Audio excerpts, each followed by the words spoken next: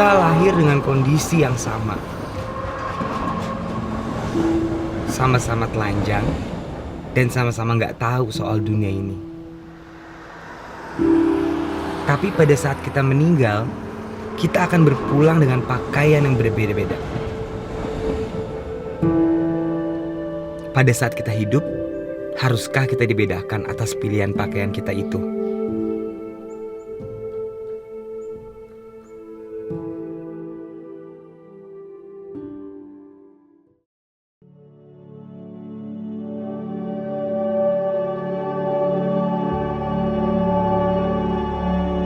Habib Hussein Ja'far Al-Haddad atau yang akrab disapa dengan Habib Ja'far, beliau adalah seorang pendakwah dan penulis Indonesia.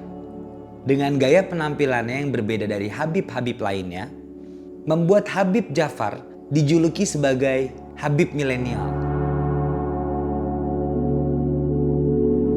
Kali ini gue pengen ajak kalian semua buat nemenin gue mencari sebuah pelajaran agama dengan perspektif berbagai macam agama yang ada di Indonesia.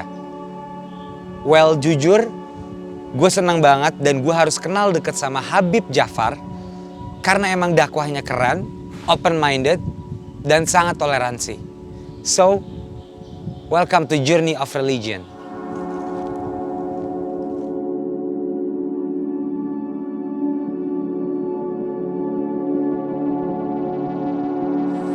Asik kan? Asik. Asik ya. Tapi jangan cuma journey doang. Jangan mencuri doang. Iya, kalau bisa Masuk. pilih lah. Oh pilih ya. Iya. Kayaknya sih abis ini saya masuk deh. Bib, thank you lah atas waktunya. Oke, Terima kasih sama-sama. banyak, Terima Bib. kasih. Udah disamperin loh ke rumah. Ya ampun, saya yang seneng lah. Ini kan lagi hits banget nih. Is. Bib, aku sebenarnya pengen tanya satu sih yang mengganjal di aku ya. Apa perbedaannya Habib, Syekh, Ustadz? Oke, Ustadz, Syekh dan Habib itu kesamaannya adalah mereka sama-sama orang yang ngerti Islam dan kemudian mendakwahkan Islam Oke. kepada orang lain. Oke. Nah, kalau perbedaannya Habib itu mereka yang punya garis keturunan bersambung kepada Nabi Muhammad. Oke. Kalau Syekh itu istilah biasanya kepada orang Arab yang tidak memiliki garis keturunan ke Nabi Muhammad, tapi dia orang Arab, kemudian dia menjadi guru. Oke. Bahkan Syekh ini di Indonesia dulu maupun di Arab itu adalah guru-gurunya para Habib. Guru-gurunya para Habib? Iya, Syekh? Syekh. Oke. Nah, kemudian kalau Ustadz itu biasanya sebutan kalau di Indonesia kepada guru agama. Oke. Guru agama. Kalau di sebenarnya itu udah direduksi sih di Indonesia. Oke. Karena kalau di Mesir misalnya di Yes. Al-Azhar, Ustadz itu setara dengan profesor. Ustadz? Iya, kalau Oke. di sini kan semua orang yang ngajarin agama dipanggilnya Ustadz. Kalau di sana betul. enggak, itu gelar akademis untuk orang yang profesor di bidang agama. Berarti hanya di sini doang Ustadz yang tidak diberi gelar itu dong, Bu? Iya, kalau di sini kan semua orang ya, walaupun menjadi bukan ustadz. sarjana menjadi pengajar agama udah dipanggilnya ustadz. Oke. Bahkan kita tuh punya tradisi sekarang orang kalau pakaiannya Islami udah dipanggil ustadz Betul. aja, padahal Atau- belum tentu dia. Atau jenggotnya segini, Ustadz. Iya, padahal dia Oke. belum tentu pengajar agama kan, bahwa dia ngerti agama mungkin. Mungkin. Atau sekedar dia menggunakan pakaian itu karena kalau dalam Islam kan itu pakaian juga sakral. Oke. Memakai pakaian itu ada nilai value-nya sendiri. Oke, berarti kalau Habib bilang kayak gitu, Habib itu keturunan Nabi Muhammad. Iya, gua keturunan Nabi Muhammad. Oh iya?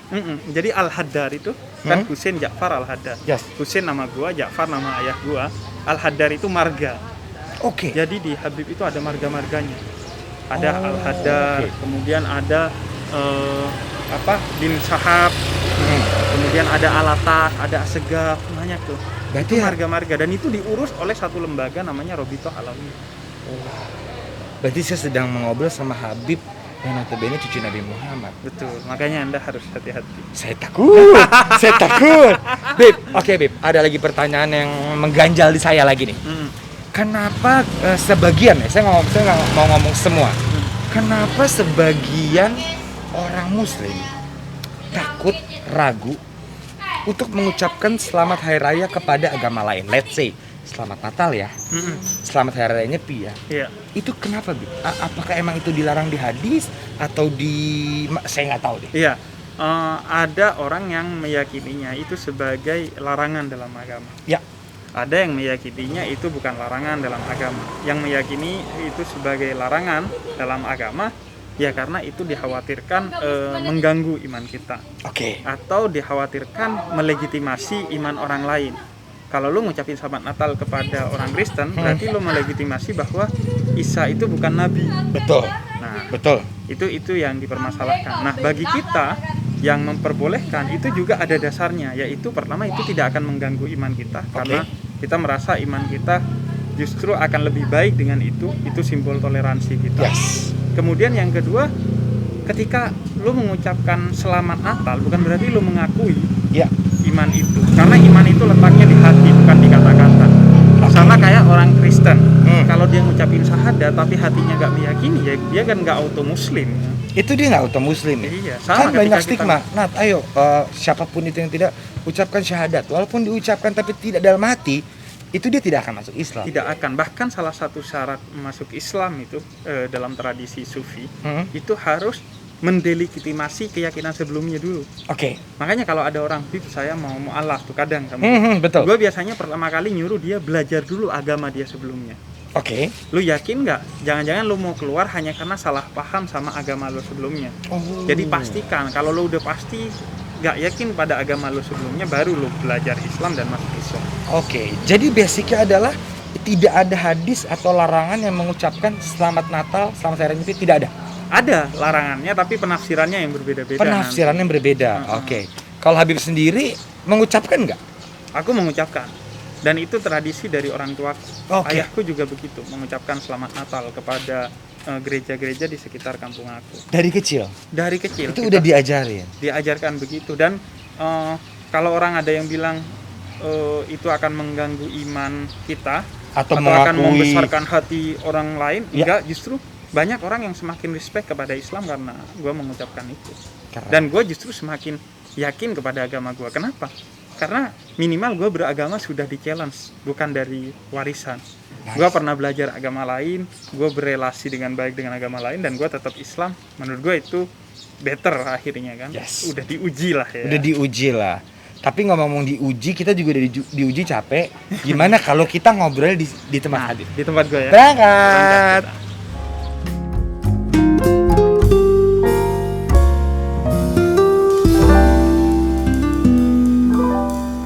Bib, akhirnya kita duduk juga. Iya. Saya udah cukup letih jalannya. Letih Habib jalan. tuh umur berapa kalau boleh tahu? Aku 32. 32, saya juga masih 30 sih. 30. 30, makanya saya lagi pingin journey of religion. Dan aku tuh tertarik banget untuk ngobrol sama Habib karena menurut aku Habib itu muncul di saat yang tepat. Oke. Muncul saat, karena banyak pertanyaan atau keresahan yang aku pingin tahu aja sih. Dan menurut aku orang yang cocok ngobrol itu adalah Habib Jafar. Yang pertama aku pingin tahu adalah satu lagi nih Bib. Ini aku banyak tanya ya. Nggak apa-apa. Aku itu selalu wondering, selalu penasaran. Tadi udah dijawab. Kenapa sebagian orang Muslim takut untuk mengucapkan itu, Habib udah jawab. Yang kedua aku pengen nanya, setiap orang berhijrah, ini soalnya terjadi di teman-teman saya, Bib. Oke. Begitu dia hijrah, dia menganggap musik itu haram. Musik, kalau dengerin musik masuk neraka, dilarang gitu. Sebenarnya polanya itu yang benar seperti apa sih, Bib? Langsung digonggong anjing gitu. Iya. Langsung kita digonggong. Langsung loh. Anjing aja nggak terima loh nggak terima. ngomongan Anda. Haram. Nggak, sebenarnya apa sih, Bib? Sebenarnya gini, musik itu memang haram. Memang haram. Memang haram. Oke. Ada 3 jenis musik yang haram. Pertama adalah suara sendok dan garpumu ketika makan, sedangkan tetanggamu kelaparan. Oke. Itu haram. Kemudian yang kedua, mungkin mereka salah dalam spelling. Yang haram Oke. itu musyrik. Oke. Musik dan musyrik kan. Oke, musik dan musri. Iya. Oke, salah spelling. Iya. Oke. Kemudian yang ketiga adalah musik yang haram itu yang fals. Suaranya fals. Oke. Karena segala sesuatu yang mengganggu Di telinga itu- kita. di telinga kita itu berdosa. Itu berdosa karena mengganggu dia ya. Nah. Kok jelek sih suara lu gitu. Nah. Itu haram. Iya. Di Oke. luar itu musik itu halal. Halal. Musik halal karena Sebagian memang ada yang mengharamkannya. Ya. Yang mengharamkannya itu biasanya berlandaskan kepada dua hal. Pertama adalah ayat Quran. Dalam surat Luqman ayat ke-6, Ya. itu kita dilarang untuk mengeluarkan sesuatu dari suara yang sia-sia. Oke. Omongan sia-sia, Yes. termasuk kemudian menyanyi ataupun juga berkhutbah kalau sia-sia isinya hanya kebencian, ya juga dilarang. Oke. Jadi bermusik kalau tidak sia-sia untuk membahagiakan orang lain, maka itu bukan hanya boleh tapi berpahala. Oke. Kemudian yang kedua, musik itu yang diharamkan kaitannya dengan kemaksiatan dalam hadis Nabi. Ya. Jadi dia ketika identik dengan kemaksiatan. Ya. Tapi kalau tidak identik dengan kemaksiatan, malah kan banyak musik dijadikan medium untuk berdakwah Ya. atau medium untuk membahagiakan orang lain, bikin Oke. orang yang sumpah jadi senang, Setuju. maka itu berpahala. Oke. Bahkan musik itu kalau bagi gua itu jadi medium paling efektif untuk generasi milenial. Oke. Atau bahkan semua generasi itu kan suka musik ya. Ya, ya, Nah, setuju. agama ini butuh media untuk berbicara ke banyak orang. Oke. Kalau melalui khutbah-khutbah, mungkin sebagian orang tidak tertarik. Ya. Karena itu gue pernah bikin dakwah di Jawa Timur, di Jember tepatnya, itu pakai musik dan stand up comedian. Pakai musik Pakai. dan stand up komedi ya. Ya, Coki, Muslim, Uus, kemudian musisinya Kika. Oke. Dan itu yang hadir 3.000 anak muda. Bayar 500.000, mendengarkan gua ceramah 7 jam. Lu bisa nggak ceramah 7 sampai jam? sebegitunya kalau tidak dibantu oleh performa stand up comedian dan musisi? Oke. 7 jam nggak gerak, bayar orang. Untuk dengerin ceramah, dengerin stand up komedi. Sebenarnya dengerin ceramah, cuman musiknya tuh cuman 2 kali nyanyi kita, 2 lagu. Stand up komedinya juga cuman mata-matahin aja agar Oke. ada nuansa humornya. Oke. Selebihnya ceramah. Oke. Berarti stigma musik itu haram menurut Habib? Tidak. Enggak, gue orang yang mempelajari dan meyakini bahwa musik itu bukan hanya halal, Iya. tapi bisa berpahala. Oke. Gue bayangin akan banyak orang di surga nanti yang masuk surganya itu karena gitarnya, Karena karena trompetnya. drumnya, karena trompetnya. dan Takut lain malah sebagainya. pada joget di sana. Nah, Iya kan? iya, surga kan juga butuh keasikan ya. Oke. Mungkin hadirnya musisi bisa membuat keasikannya semakin terasa. Oke. Oke. Terjawab sudah pertanyaan saya. Sangat terjawab. Bib, ada lagi satu lagi, Bib. Wajib apa tidak seorang perempuan memakai kerudung? Sunnahkah apa Wajib itu menutup aurat. wajib menutup Wajib aurat? menutup aurat. Yes. Bagaimana bentuk menutup auratnya? Kemudian para agamawan berbeda pendapat. Oke. Ada yang menganggap semuanya aurat kecuali mata. Ya, cadar. Cadar. Yes. Ada yang menganggap wajah ini bukan aurat sehingga boleh, makanya pakai kerudung. Jadi intinya adalah menutup aurat. Ya. Dan poin utama menutup aurat itu adalah sebenarnya menjaga diri. Oke. Karena itu utamanya seorang perempuan muslim itu harus dia punya kehormatan. Oke. Karena itu di dalam Al-Quran, itu surat An-Nur ayat 30-31, poinnya itu adalah bagaimana setiap orang menjaga dirinya.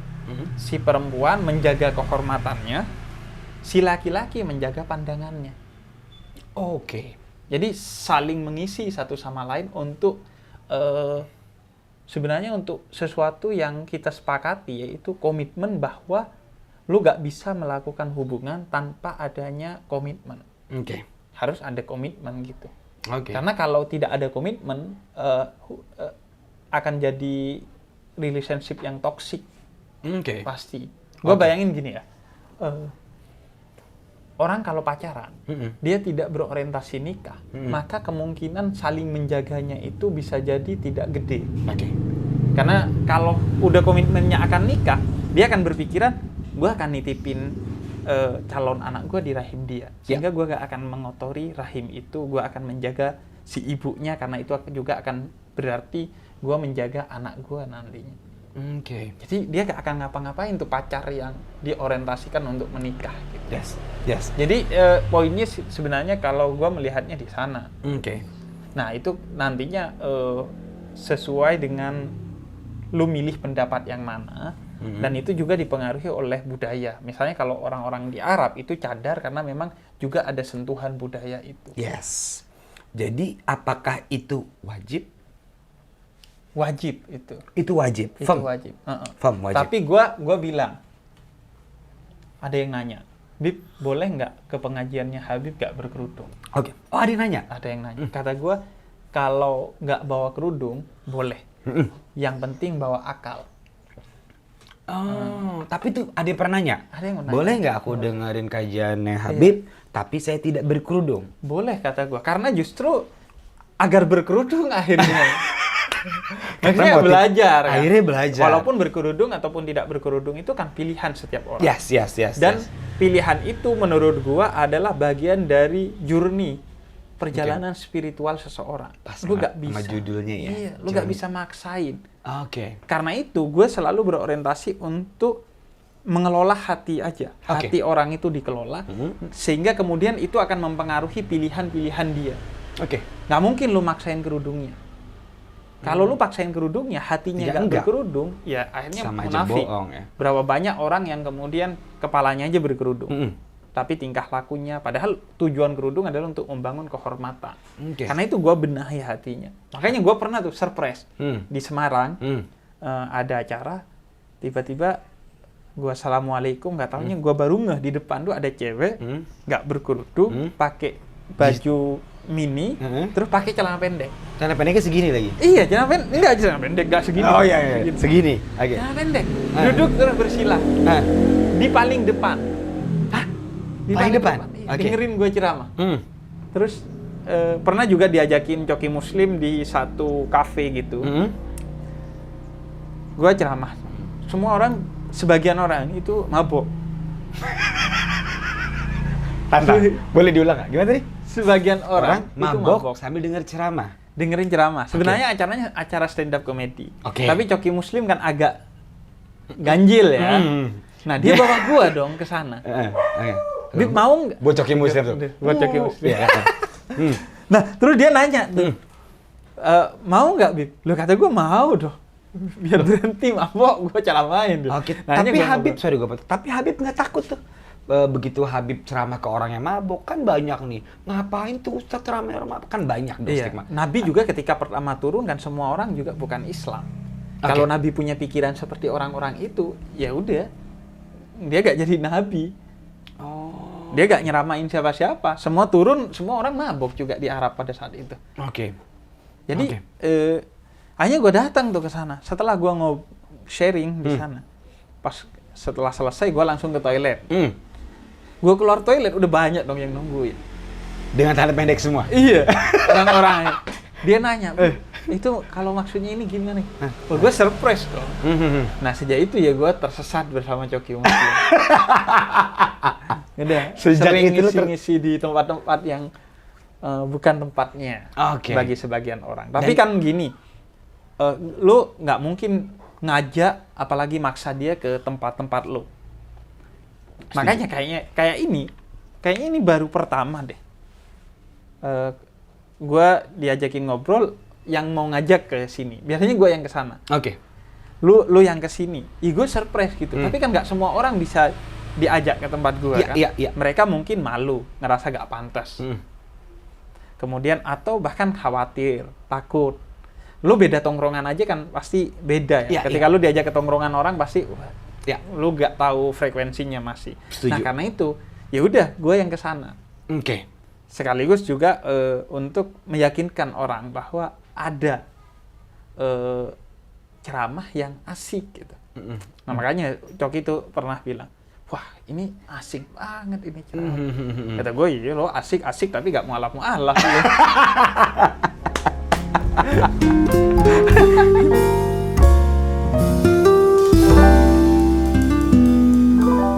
Bib, mungkin ini pertanyaan yang lebih berat lagi nih, Bib.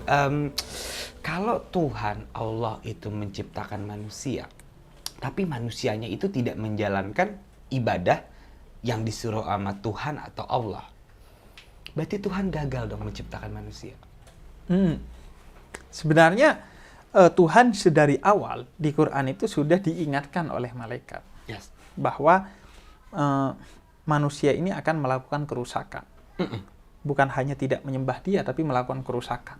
Kerusakan kepada tubuh mereka sendiri, tidak menjaga tubuh, misalnya nggak olahraga dan lain sebagainya. Kerusakan kepada alam bahkan. Yes. Dengan ya buang sampah tidak pada tempatnya, eksploitasi alam dan lain sebagainya. Udah diingatkan. Yes. Tapi Tuhan tetap ciptakan itu. Oke. Karena dia maha cinta. Oke.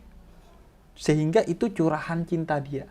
Sekaligus karena ada satu manusia yang meskipun semua orang tidak menyembah Tuhan, Tuhan tetap pede nyiptain kita karena ada yang namanya Muhammad. Yes. Kita mengenalnya Nabi Muhammad. Ya. Jadi cukup udah Tuhan itu. Bangga dengan itu. Dan yang kedua, Tuhan yakin karena setiap manusia itu diberi fitrah, istilahnya dalam Islam. Ya. Yaitu naluri terdalam dan paling sensitif untuk selalu melakukan kebaikan minimal, maksimal akan beriman kepada Tuhan. Oke. Misalnya ya, ketika akan ada momen-momen tertentu bagi setiap orang, lo akan merindukan sesuatu yang melebihi dari segala sesuatu ini. Pasti. Tuhan gambarkan di Quran kalau lo lagi jatuh terpuruk seterpuruk-puruknya, semua orang mengkhianati lo, maka lo akan berharap ada satu kekuatan yang bisa menemani lo. Oke. Bisa menguatkan lo. Dan itulah sebenarnya persepsi lo tentang Tuhan. Oke. Hanya saja tidak terkonseptualisasi sehingga ya udahlah. Ya. Udahlah ya. Nah, dan Tuhan menciptakan cinta itu sehingga kemudian setiap orang akan cenderung kepada kebaikan. Ya. Betapapun dia tidak beragama. Setuju.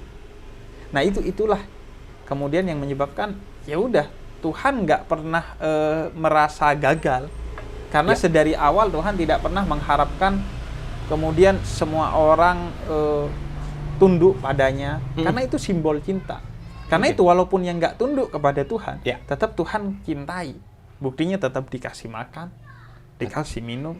Nggak ada fakta bahwa orang mati karena nggak menyembah Tuhan, terus Tuhan boikot rezekinya gitu. Nggak ada ya. Iya, jadi sebenarnya itu soal cinta Tuhan kepada kita. Makanya puncak dari agama itu bukan dogmatis. Oke. Tapi adalah syukur. Dia bukan karena takut neraka atau ingin surga. Oke. Tapi karena dia tahu karena Tuhan mencintai kita, maka kita balas cinta Tuhan kepada kita dengan kita mencintai Tuhan. Jadi puncaknya itu. Makanya ada seorang sufi spiritualitas muslim, perempuan, Rabi'ah Adawiyah namanya. Kata dia bawa air dan bawa obor. Ya. Buat apa? Dia buat membakar surga agar gak ada lagi orang beribadah karena ingin surga, dan mau nyiram neraka agar tidak ada lagi orang beribadah karena takut neraka. Jadi relasi hamba kepada Tuhan itu puncaknya adalah relasi penuh cinta. Oke. Sama kayak seorang yang nikah. Ya. Relasi awalnya mungkin pragmatis. Ya. Istri lo menikahi lo karena lo tampan, karena mungkin lo kaya, karena lo asik dan lain sebagainya. Begitu juga lo. Karena strong mungkin juga. Nah, tolong jaga jadi ke-strongan. Oke, ke-strongan itu ya. Karena saya suka begini. Nah, itu. Gas. Nah, tapi lambat laun 10-20 tahun itu gak akan ada lagi itu. Oke. Ketika lu udah tua, udah gak strong, udah gak asik, udah bapak-bapak yang jokesnya gak lucu. Iya. Jokes bapak-bapak ya. Iya. Lu tetap yang kayak gini ya. Adi ada apaan tuh? Iya. Itu dia akan tetap mencintai lo. Oke. Maka itulah cinta yang sejati. Itu dalam Islam disebutnya rahmat. Rahmat. Ya. Ada satu cerita seorang yang tua banget minta istrinya untuk membuatkan kopi. Akhirnya kata anaknya biar gua aja. Enggak, gua mau kopi buatan bini gua. Hanya dibuatin kopi, si anaknya nganter karena si ibunya ini sudah tua banget. Yes. Terus mau ngambil gula, dia kenanya ke garam. Ke garam? Iya. Karena udah tua banget. Kemudian dia kasih ke bapaknya. Diminum sama bapaknya. Kopi lo dari dulu gak pernah berubah. Yang terbaik. Padahal isinya garam. Wow. Itulah cinta. Jadi bukan lagi rasa di lidah. Bukan lagi rasa fisik. tapi sesuatu yang melebihi Ya, itu. ya. Heran dong anaknya. Tapi dari sana dia belajar, cinta itu. Oke. Bukan pragmatis. Nggak karena apa yang lu dapatkan. Oke. Cinta itu justru menurut gua adalah apa yang lu beri. Oke. Kalau lu prinsip cintanya apa yang lu dapat, maka kedua kutub ini akan saling tarik-menarik, suatu hari akan pecah. Ya. Tapi kalau memberi, maka dia akan menjadi samudra. Oke. Memberi dan akhirnya selesai. Oke. Kalau aku tanya Bib soal penggabungan antara agama dan sains, apalagi di zaman sekarang ya, kita bisa akses semua, kita bisa baca buku apapun gitu. Bisa nggak sih agama sama sains disatukan? Bukan cuman bisa, tapi perlu. Perlu. Kenapa? Karena gini, agama butuh sains untuk memastikan agama ini tetap suci dari segala mitos. Oke. Misalnya ya, Misalnya. dulu Vatikan Ya. meyakini bahwa bumi ini sebagai pusat tata surya. Ya. Kemudian ada Galileo Mm-mm. yang bilang enggak, secara sains adalah bumi yang mengitari matahari. Setuju. Kemudian dieksekusi Ya. si Galileo. Inilah mitos atas nama agama bahwa bumi yang diitari oleh semua antariksa. Oke. Sama kayak sekarang ada yang meyakini bumi datar. Mm-mm. Itu ya. Iya, nanti bakal minta maaf juga tuh. Suatu hari akan Iya. minta maaf. Nah, itu agama butuh itu. Kalau enggak, suatu hari agama ini akan isinya mitos-mitos. Orang sakit mental dibawa ke agamawan. Terus jarinya dipencet lah katanya biar keluar setannya lah. Iya, Padahal masalahnya mental yang seharusnya dibawa ke psikiater atau psikolog. Setuju. Akhirnya kalau nggak sembuh-sembuh tuh orang, agamanya yang jelek. Kok nggak jadi solusi si agama? Oke. Nah, begitu juga orang punya masalah fisik sakit nggak Ya. dibawa ke dokter, Ya. dibawanya ke tokoh agama. Akhirnya ya nggak sembuh-sembuh. Akhirnya Ya. jadi masalah. Ya. Karena itu agama perlu dibersihkan dari kecenderungan mitos itu. Oh, oke. Dan Nah, menurut sebaliknya juga, sains itu butuh agama. kenapa? Karena Kebanyakan kalau orang ngomong sains kan kayaknya agama nggak relevan deh. Gua ke sains gitu. Pertama gua mau klarifikasi ya. Iya. Bahwa lebih dari separuh saintis itu beragama. Lebih dari separuh saintis Kalau beragama. Iya, kalau kita mengacu kepada peraih Nobel Science, Yes. itu beragama. Ya. Gue keringetan ngomong-ngomong. Gila. Ya kan? Iya. Iya, ngomong-ngomong disclaimer, saya teh onat kopi. Kopi. Ya. Yang begini tadi jok bapak. Aduh. Nggak mungkin dong. Homer gelasnya gini. Oh iya, benar. Kita cheers dulu. Kayak yang di Instagram kan. Iya. Ini kopinya kalau boleh tahu kopi Torabika apa Gilus? Nggak tahu. Nggak ada yang mengendorse saya. Siapa tahu sponsornya masuk. Oh iya. Nah, Oh iya, kenapa kalau Jadi aku butuh. ngobrol sama orang yang jago sains, seolah-olah mereka, agama itu tidak relevan lah di zaman sekarang. Sains tuh udah bisa kita buktikan, ini berputar. ya itu apa bedanya sama agamawan yang bilang bumi itu datar? Oke. Sama-sama egonya. Sains itu yang begitu-begitu, yang ateis, itu Yes. biasanya bukan saintis murni. Oke. Namanya saintisme. Orang-orang sains yang udah lebay. Oke. Sains itu kan hanya mendeteksi apa yang sifatnya materi. Mm. Kalau yang goib, imateri, itu sains nggak bisa bicara. Makanya sains sampai kapanpun seharusnya nggak bisa ateis, saintis. Oke. Dia hanya bisa bilang bahwa segala sesuatu ini kebetulan. Oke. Datang begitu saja. Ya. Atau bahasa sainsnya biasanya disebutnya fakta keras. Ya. Tapi dia nggak bisa bilang Tuhan nggak ada. Sebagaimana juga dia nggak bisa membuktikan Tuhan ada. Orang yang membuktikan Tuhan ada dengan sains, itu ya lemah pasti. Ya.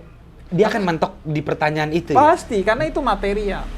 Dia Sifatnya tidak bisa sains. buktikan Tuhan itu ada dan tidak ada. Iya. Tapi kalau dia balik, begitupun dengan agama dong. Apakah Anda bisa membuktikan Tuhan itu ada? Nah, gue selesaiin yang sains dulu. Ya. Yang sains, maka sains butuh agama untuk jadi value moralnya. Yes. Ketika orang bikin tenaga nuklir, Ya. agar tidak digunakan sebagai senjata, tapi digunakan untuk tenaga listrik, Ya. maka butuh agama, moral yang mendidik dia. Oke. Karena kalau sains bebas nilai, dia nggak punya nilai moral. Ya. Nah, terus begitu juga agama nggak bisa kok buktikan keberadaan Tuhan Enggak, karena agama punya manajemen pembuktian Tuhan. Pertama adalah agama punya argumen kosmologis istilahnya. Ya. Agama tidak mempercayai sesuatu itu ada dari ketiadaan. Oke. Justru kata agamawan, agar makin solid, apa yang disebut ada dengan segala keteraturan dan keindahannya, ini harus ada yang mengadakan. Nah, itulah Tuhan bagi agamawan. Akhirnya sains agar semakin solid nilai-nilai moralnya, harus ada agama tentang Tuhan itu. Bahwa ini yang semua yang menciptakan Tuhan. Maka agar semua lo ini dipersembahkan untuk kebaikan, maka lo harus meyakini adanya Tuhan. Sama kayak ada orang ateis ngundang orang teis Ya, ya. untuk debat. Kemudian si teis di hari H datangnya terlambat. Kemudian dia ceng-cengin, wah gimana orang beragama kok terlambat datangnya. Kemudian kata si teis ini, ya soalnya gua tadi nyebrang sungai. Ya. Tapi ketika mau nyebrang nggak ada perahu. Terus lu gimana dong? Terus ada pohon jatuh tiba-tiba jadi perahu. Wah nggak mungkin kata dia. Lu ngelihat gituan aja bilang nggak mungkin. Alam semesta dengan segala keindahan dan keteraturannya ini, terus lu bilang nggak ada yang bikin. Lebih nggak mungkin lagi. Nah jadi agama punya manajemen pembuktiannya. Pertama melihat alam. Yang kedua adalah dengan memikirkan segala sesuatu ini. Ketika memikirkan, lu mentok, maka itulah Tuhan.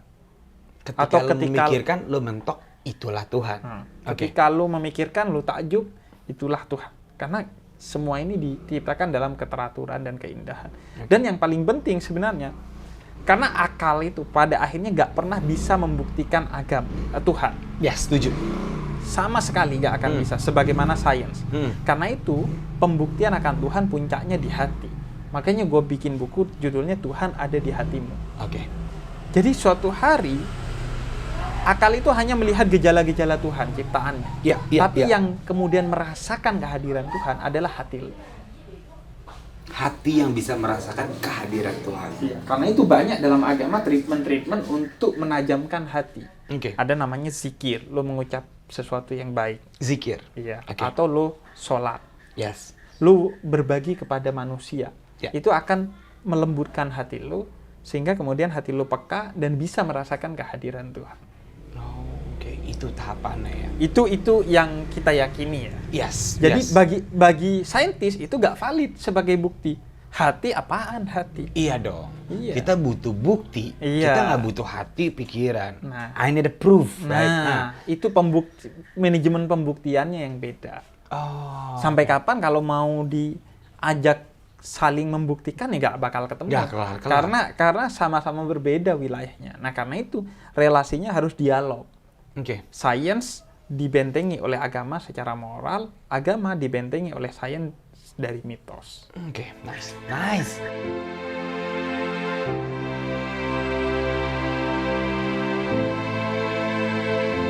Ada lagi nih, Bib, pertanyaan yang saya agak cukup banyak ditanyakan di media sosial saya atau teman-teman saya. Banyak orang dengan gampang mengkafir-kafirkan orang. Kafir lu kafir, lu kafir. Sebenarnya arti kata kafir itu apa sih? Oke. Pertama ya, Nabi bilang, siapa yang sembarang mengkafirkan orang, maka kekafiran itu akan kembali kepada dirinya sendiri. Itu ada, Bib? Iya. Jadi kalau lu mudah mengkafirkan orang lain, maka yang sejatinya kafir adalah diri lu. Karena kafir itu ada pengertian teologisnya, Ya. ada pengertian substantifnya. Teologisnya adalah semua non-muslim. Ya. Itu disebutnya kafir. Ya. Nah, apakah yang kafir harus disakiti? Enggak. Kata Quran, justru harus disikapin secara baik agar dia merasakan keindahan Islam. Oke, tapi stigma yang ada kan kafir itu dia kafir, bukan teman kita, Iya. bukan golongan kita. Nah, itu sebenarnya nggak begitu. Itu konsep salah kafirnya. total. Seharusnya justru dalam surat Al-Mumtahanah 78, Ya. kita harus berbuat baik kepada semua hal. Bukan hanya manusia yang kafir, binatang, tumbuhan, berbuat baik kepada siapapun.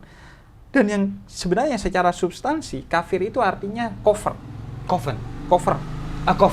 Tutup. Jadi orang yang menutup pikiran dan hatinya, dia itu yang kafir sejatinya. Ya, orang yang nggak open minded, itu Itulah orang yang kafir. kafir? Oh. Nah, kalau itu perlu dijauhin tuh. Iya, Karena close minded itu menular, kebencian itu menular. itu menular ya, Bib? Menular sih. Oke. Lu kalau nggak punya strategi untuk mengubah dia, lebih baik lu jaga jarak dari dia. Makanya gue tuh di medsos, orang kalau ngujarin kebencian ke gue coba nasehatin, 1, 2. Kalau udah mentok, udah gue blokir aja tuh, biar gak nular. Loh, emang di medsos Habib banyak orang yang menggitukan Habib? Ya banyak dong. Kenapa? Iya, Nabi aja banyak hatersnya. Oke, satu deh Bib yang menurut Habib apaan sih gitu. Dia yang benar-benar nyelekit deh. Oke, yang nyelekit misalnya ya, sebenarnya sumber kekacauan ini adalah Deddy Corbuzier.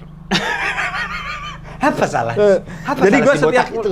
Si botak itu sering memancing gue untuk ngomong-ngomong yang smart people-nya dia belum siap menerima itu. Misalnya gue pernah dimarahin soal karena musik haram. Gue bilang enggak, musik halal. Banyak tuh orang yang marah. Terus gue ngeritik secara tegas tindak terorisme. Banyak orang yang marah. Lah emangnya kenapa gue ngeritik teroris? Berarti lo teroris dong kalau lo marah. Oke, emang argumen dia kenapa nggak terima ya lu bilang teroris? Langsung lo kotakin gitu? Biasanya argumen mereka nggak ketahuan.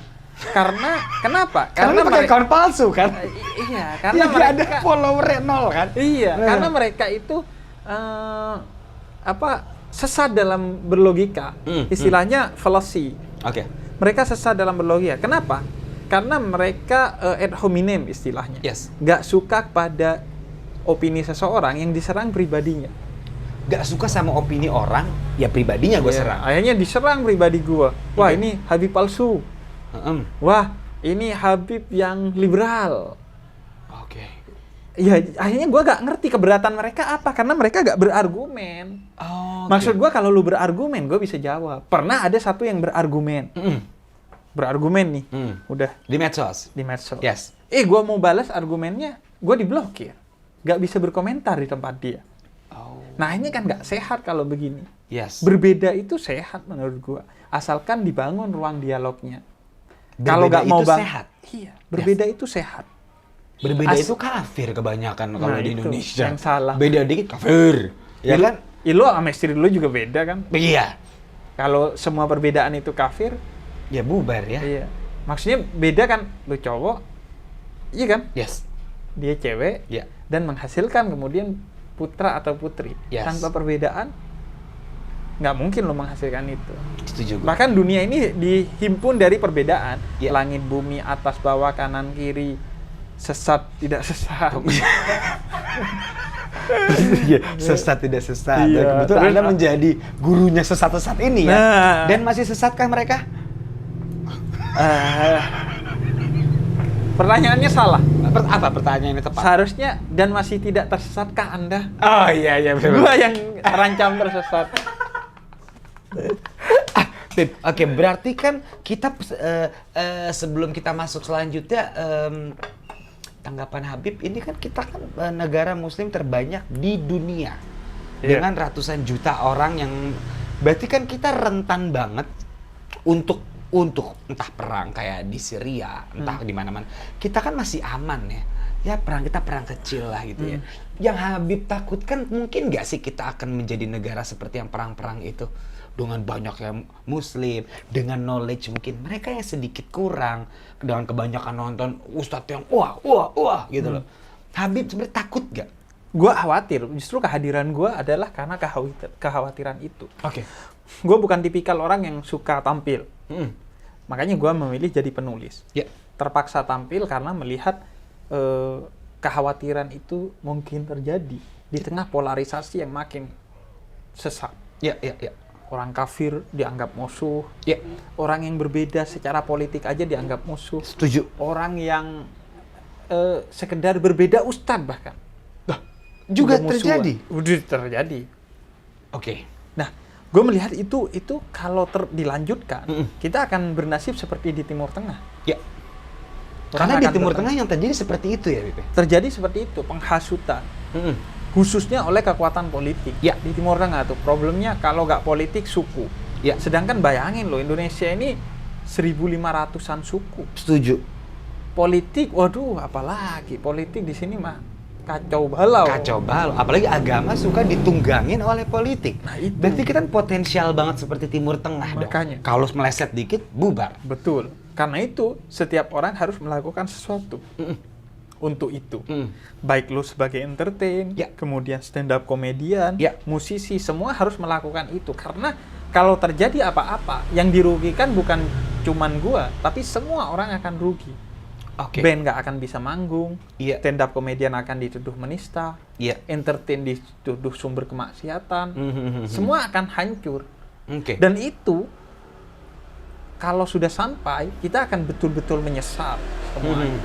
Karena ketika sampai di titik itu udah sulit dibalikkan kembali soal keadaannya. Oke. Timur Tengah itu mati-matian sampai sekarang nggak bisa membalikkan kondisi menjadi baik lagi.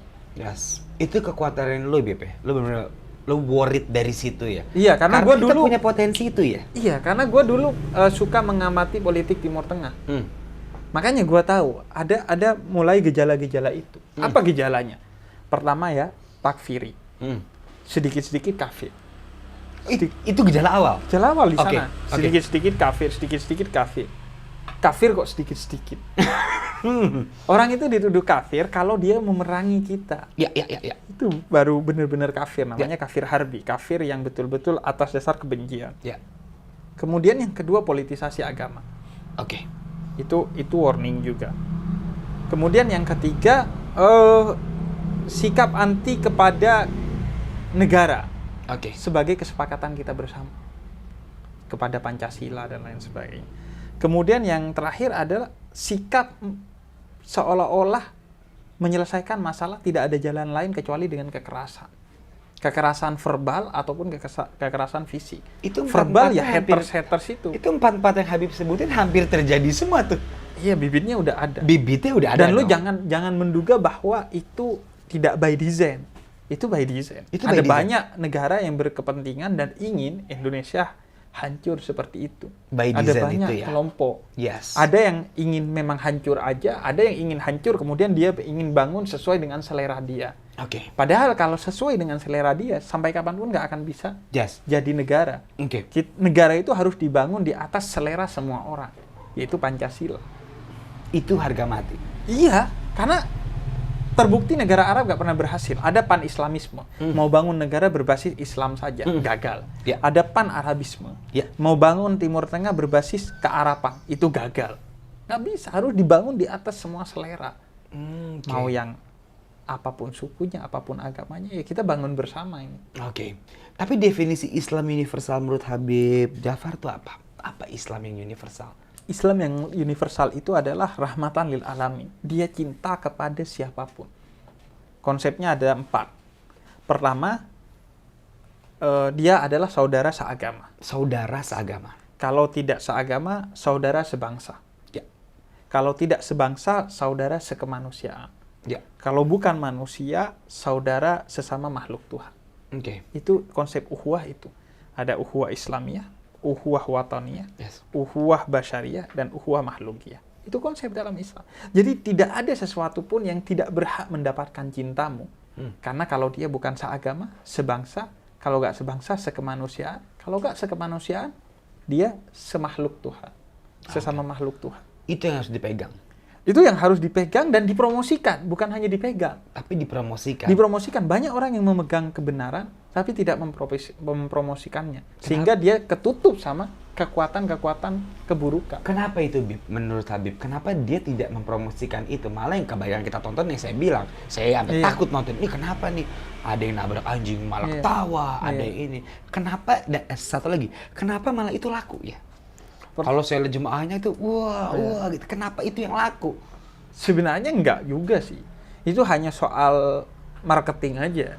Oke. Menurut gua. Iya. Sebenarnya mayoritas orang Indonesia itu dalam beragama itu sangat toleran, Yes. sangat damai. Ya. Hanya saja mereka silent. Karena itu kata gua harus dipromosikan. Ini tuh hanya segelintir orang yang berteriak. Segelintir, "Wah, tapi berisi. Tapi berisi. Berisi. Oke. Dan provokatif sehingga Yes. banyak orang yang terprovokasi. Oke. Tapi kalau kita papar balik dengan nilai-nilai agama yang penuh cinta, siapa sih men yang orang nggak suka pada cinta? Setuju. Semua orang nggak pengen benci. Dan itu karena ciptaan Tuhan seperti itu. Yes. Dalam Quran dijelaskan bahwa manusia itu diciptakan dengan cinta. Ya. Sehingga perang yang legal sekalipun, pasti orang nggak suka perang, meskipun legal. Jadi hanya soal nggak speak up aja, nggak dipromosikan, nggak dipapar balik, sehingga seolah-olah mereka banyak. Padahal segelintir tapi berisik.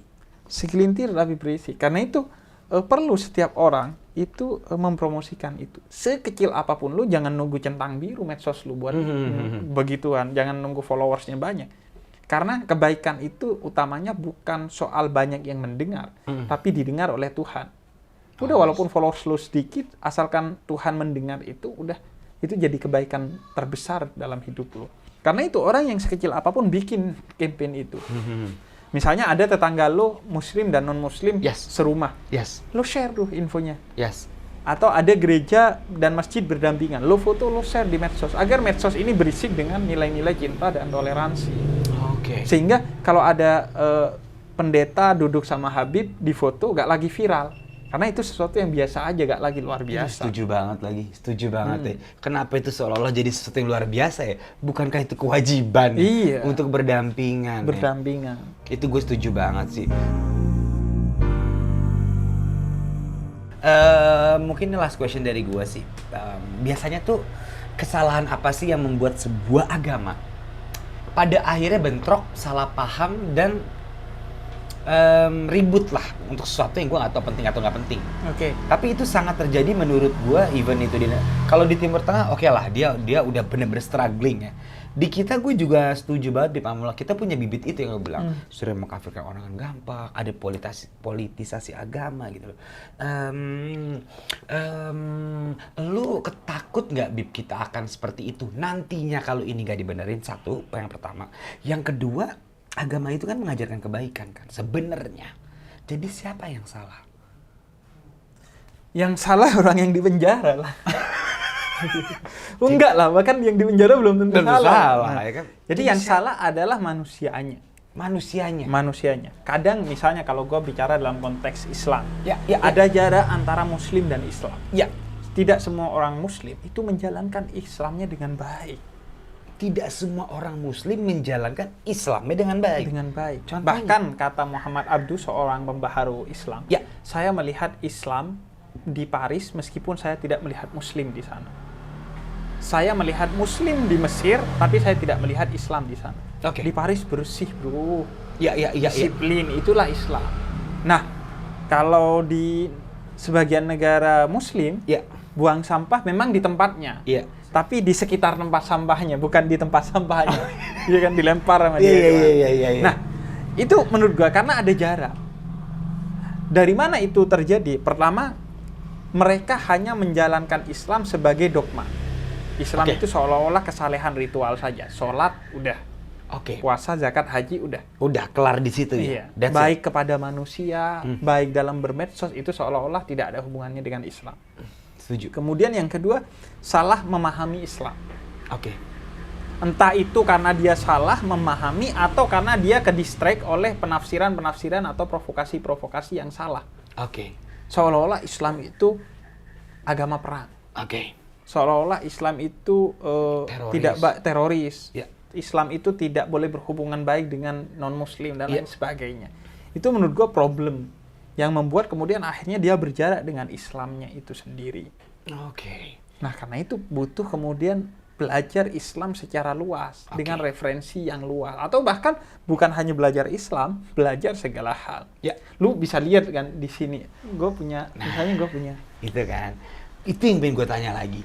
Lu punya poster Mahatma Gandhi. Kenapa? Dia kan Buddha. Dia Buddha. Tapi gue membaca buku-bukunya. Gue pengamat pemikirannya. What's so special about Muhammad Gandhi? Banyak hal gue terinspirasi dari dia. Yang paling dasar adalah dosa-dosa sosial yang dia bilang. Ada banyak dosa-dosa sosial yang dilakukan oleh sesama manusia. Kemudian dia anti kekerasan, ahimsa.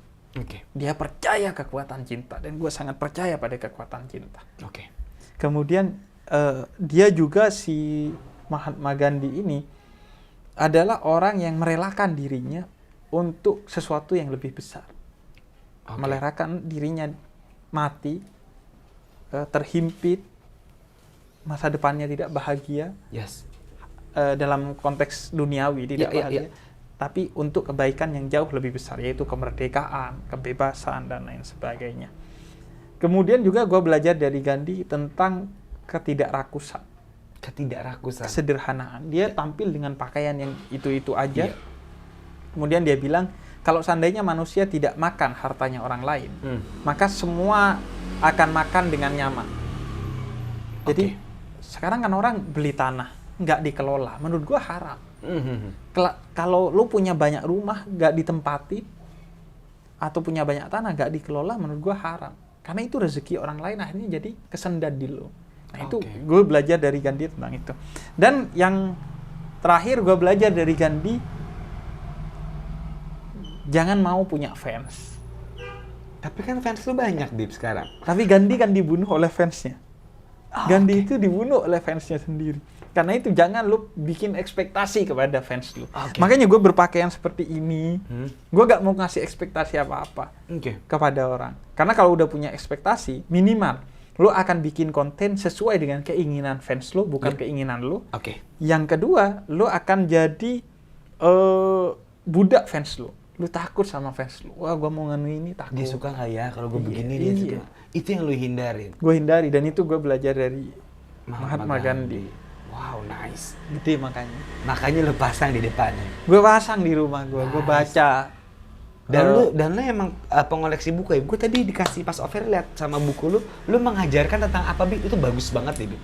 Iya, itu tentang ada buku gue judulnya Tak di Ka'bah, Tak di Vatikan, Tak di Tembok Ratapan, Tuhan ada di hatimu.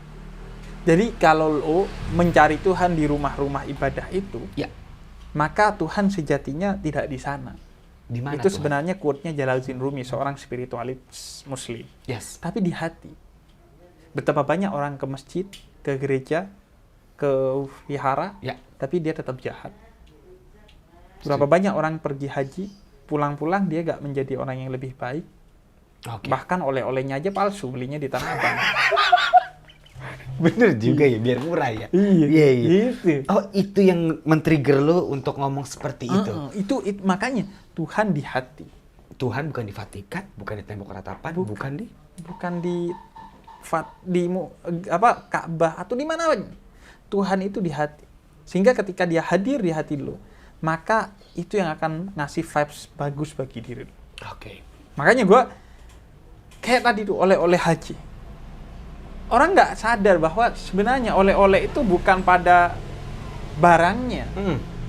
Niatnya. Iya, apalagi barangnya dan murah lagi. Barang murah lagi. Tapi di hatinya. Makanya gue tuh, buku gue ketika pertama kali terbit dan gue dimintain tanda tangan 3.000 buku. Mereka penerbit menawarkan tanda tangannya digital aja, nanti di print. Gue gak mau.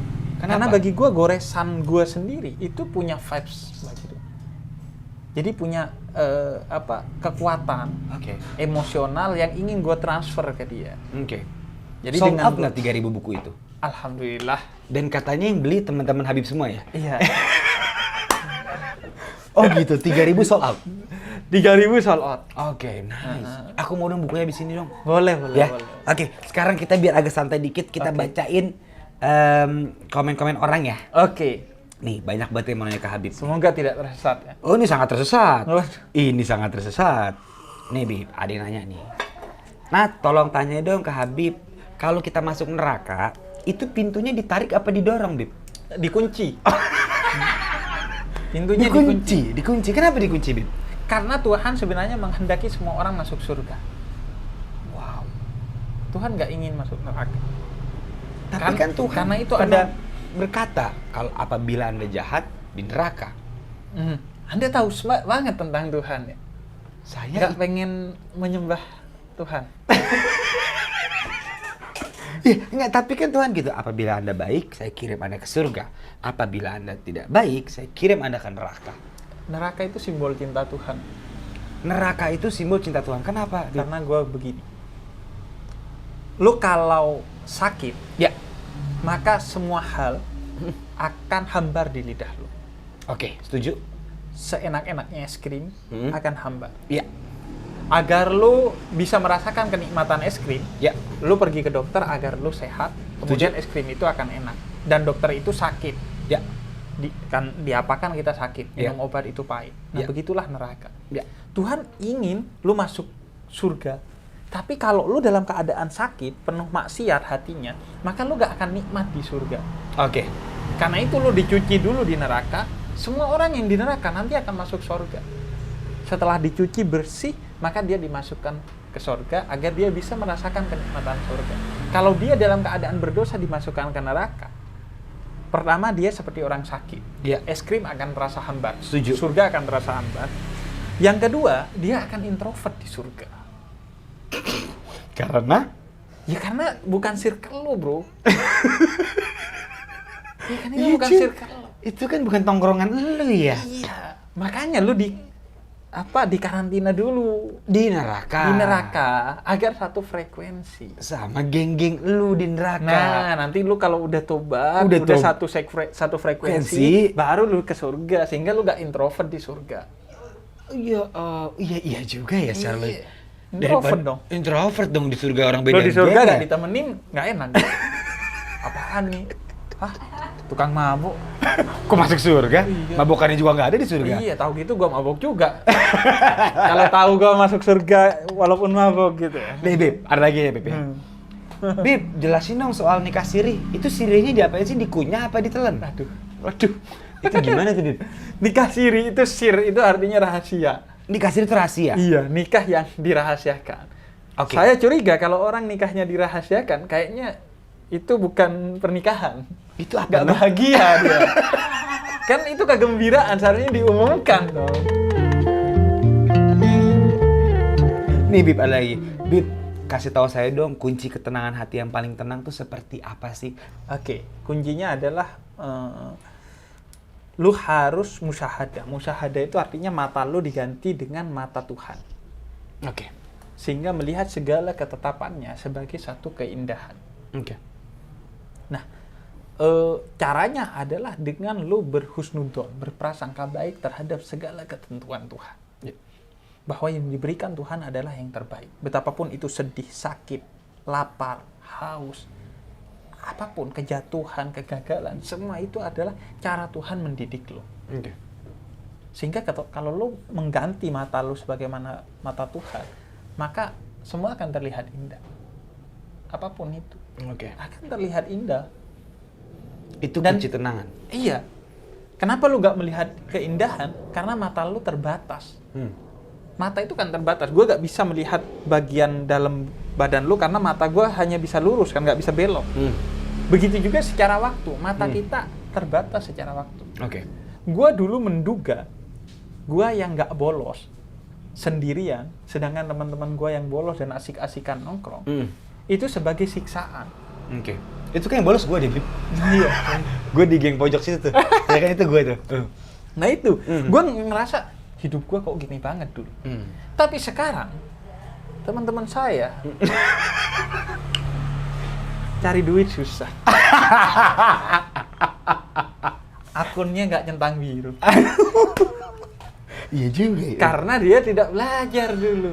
Karena dia di pojok. Nah, maksud gue itu. Ternyata kalau gue bisa mengetahui masa depan, Ya, semua yang di masa kini lo anggap keburukan, Ya. kesakitan, kegagalan, sebenarnya itu hanyalah sesuatu yang baik yang tertunda saja. Yang lo gak ngelihat bahwa jalannya memang harus begini agar begitu gitu. Oke. Ada lagi nih terakhir nih, Bib. Oke. Bib, saya ngeliat nih banyak ada satu artis yang mengaku-ngaku poligami gitu. Pokoknya saya mau poligami gitu ya. Sebenarnya arti poligami itu yang sehat dan baik menurut Islam seperti apa? Apakah langsung boleh ngomong poligami? Kamu saya kawinin gitu. Iya. Yang baik seperti apa, Bib? Poligami itu seperti pintu darurat di pesawat. Oke. Dia harus tertutup rapat tapi gak boleh dipaten. Dia harus tertutup rapat tapi tak boleh dipaten. Dia Oke. bukan pintu untuk keluar masuk. Oke. Jadi dia harus ditutup rapat dan yang membuka harus adalah instruksi pilot dan pramugari yang membukanya. Oke. Begitu juga poligami. Poligami itu jangan dibilang haram. Ya. Karena bagaimanapun Nabi itu berpoligami. Ya. ketika orang kemudian benci kepada poligami, maka orang dididik untuk benci kepada nabinya. Setuju. Jadi poligami itu gak ada masalah. Tapi jangan juga diumbar. Apalagi dibilang sunnah. Oke. Karena poligami itu tujuannya adalah untuk kebaikan. Membantu orang lain. Ya. Nabi itu tidak pernah berpoligami ketika cinta pertamanya. Oke. Yaitu Sayyidah Khadijah. Sampai Sayyidah Khadijah wafat baru Nabi poligami. Ya. Dan poligaminya Nabi kepada orang yang tidak cantik, tidak kaya, tidak menarik untuk dipoligami. Kalau saya balik, kalau diberi poligami untuk yang cantik, yang mulus dan masih muda. Itu bukan poligami, polinafsu namanya. Iya Jadi dong. enggak, poligami itu basicnya bukan nafsu. Karena kalau nafsu, poligami itu batasannya 4. Ya, poligami Kalau batas. nafsu nggak ada batasnya. Oke. Yang kedua, poligami itu sebenarnya di Quran itu membatasi, bukan melebarkan. Dulu orang Arab itu kawinnya nggak terbatas. Kemudian dibatasi oleh Tuhan. Jadi semangatnya membatasi, bukan melebarkan. Sama janda yang Dan kesusahan, harus hati. sama yang tidak menarik. Iya, kalau sebenarnya janda yang menarik dan tidak susah. saya juga mau. Iya, Anda kayaknya bukan poligami, polibenalu. Nempel. Jadi pertanyaan dia adalah poligami yang baik dan benar menurut Islam seperti apa? Poligami dengan tujuan untuk membantu. Oke. Mengangkat derajat perempuan yang hancur. Hancur. Misalnya dulunya dia pelacur. Oke. Kemudian agar dia mau bertobat, tapi Ya. secara sosial masyarakat menolak, Ya. lu kawinin. Itu yang betul. Itu betul. Dia miskin, lu kaya, lu kawinin. Oke. Tapi pastikan istri juga gak ada masalah. Jangan sampai lu berpoligami, kemudian bermasalah dengan yang pertama. Oke. Karena pernikahan itu adalah mitsaqan ghalidha kata Quran, perjanjian suci. Perjanjian suci. Jadi perjanjian lu dengan istri pertama jangan dikotori dengan hal-hal yang seperti itu. Oke. Maka kuncinya sebenarnya bantu tanpa dinikahi. Gue pernah ngobrol dengan seorang yang diistilahkan sebagai lelaki 1000 janda. Dia Lelaki membantu- 1000 janda. Oke. Dia membantu ratusan janda. Ketika gue ketemu tahun lalu itu udah membantu 300 lebih janda Oke. tanpa menikahi. Itu better. Itu keren banget. Iya. Itu- Kalau yang poligami kan menikahi tanpa membantu ya sebagian ya. Itu Nyusahin yang ada biasanya. Minta transfer. iya kan? Kan sebenarnya kalau emang pingin lebih mulia kan kenapa harus dinikahkan? Kenapa tidak dibantu tanpa dinikahkan? Betul. Sebenarnya menikahi itu kalau yang membantu nggak bisa lagi kecuali dengan menikahi. Kayak status sosial. Ya. Kalau dinikahi orang ini status sosialnya jadi membaik. Ya. Itu kalau nggak ada cara lain. Makanya gue bilang kan tadi pintu darurat. Oh. Kalau udah darurat, gawat darurat baru nikahi. nikahi. Oke. Dan dinikahi, bukan dipacari. Oke, dan dinikahi dengan Iya. betul. Karena kalau tidak dinikahi, itu namanya selingkuh. Ya, benar setuju. Selingkuh. Zinah ya. Iya, ini juga kan, makanya gue suka bilang kan, kenapa orang itu sebaiknya tidak pacaran tapi tunangan? Iya. Karena kalau tunangan orientasinya untuk menikah, sekaligus kalau tunangan dalam Islam itu nggak boleh diserobot. Kalau orang Diserobot? iya, Oke. kalau pacaran kan nggak ada hukumnya ya, boleh Ya, kalau diserobot, pacaran bisa ditikung. bisa ditikung. Jadi itu sih sebenarnya lu harus harus merenungkan nilai-nilai yang diajarkan agama agar lu nggak hanya kejebak pada aspek luarannya saja. Oke. Banyak kan sekarang teman-teman kita yang celananya cingkrang di atas mata kaki. Iya. Kok Padahal- Anda tidak cingkrang? Nah, saya tidak cingkrang karena Kenapa? saya tidak sombong. Cingkrang itu bagi orang yang celananya panjang, kemudian karena itu dia sombong. Oke. Kemudian kata Nabi, angkat celanamu di atas mata kaki agar gak sombong. Sayyidina Abu Bakar datang. Kata Sayyidina Abu Bakar, saya gak di bawah mata kaki, gak di atas mata kaki, tapi saya gak sombong. Ya gak apa-apa kata Nabi. Oke. Karena value-nya adalah sombong. Jadi kalau Anda cingkrang, tapi justru karena cingkrang Anda sombong, mengkafir-kafirkan orang lain, justru Anda yang dikritik sama Nabi. Oh, atau cingkrang sepatunya Gucci gitu kan ada juga sekarang. Iya. Itu yang tidak Sama aja. Sama aja Di kan? zaman dulu justru kalau ada Gucci udah. hindari Gucci. Kalau Hindari akan Hermes. menyebabkan Betul. sombong. Betul. Justru. Betul. Habib Jafar, thank you banget. Gua udah banyak dapat Sama-sama. ilmu banget. Terima kasih loh kita sudah Iya, berdoa kopi. ya Terima kasih ya. ampun. Saya dapat pelajaran agama yang sangat kuat. Jangan pelajaran doang. Loh, kan saya Kalau teman. bisa Kalau bisa Masuk. Terima kasih banyak Habib Jafar, thank you.